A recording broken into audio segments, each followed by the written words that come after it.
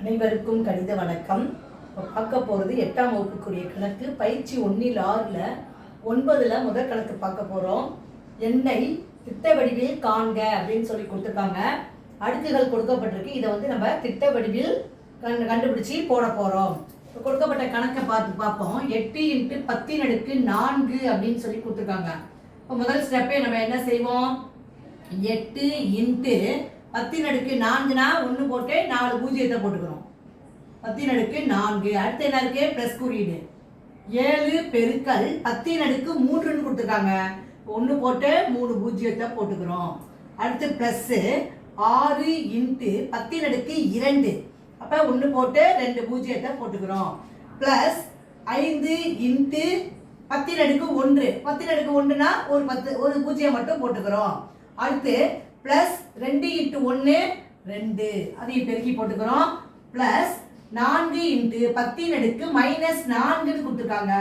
அப்போ மைனஸ் அப்படிங்கிறப்ப அதில் கீழே அடுக்கு விதியை பயன்படுத்தி கீழே வந்து அதை எடுத்து எப்படி எழுதுவோம்? 1/10⁻² அப்படின்னு எழுதுவோம்.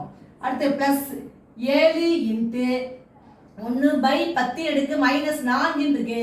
அது நம்ம கீழே 10 அடுத்து எழுதுறப்ப -4 என்பது +4ஆக மாறிடும். இதே மாதிரி எழுதிக்கிறோம். அடுத்த ஸ்டெப்பை என்ன பண்ண போறோம்? விரிவாக்கம். இது ரெண்டையும் பெருக்கிறோம். 8ஐயும் 10,000ஐயும் பெருக்கினால் என்ன வந்துடும்? 80,000. அடுத்து பிளஸ் 7 × 1000 பெருக்கினா 7,000. பிளஸ் 6 × 100 600. பிளஸ் 5 × 10 50. பிளஸ் 2.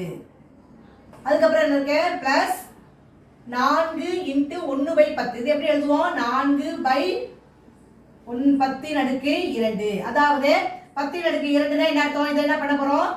2 பூஜ்ஜியம் போட்டுக்கிறோம்.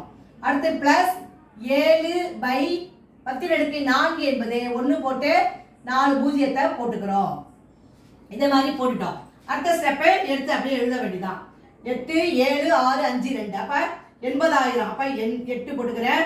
80 பிளஸ் 7,000 கூட்டினா 87,000 652. இந்த முழு எண்ணை போட்டுட்டோம். அப்புறம் தசம பகுதியில் வருது புள்ளி 4/100 இருக்கு. 10ல் 1ல் இல்ல நம்பரு.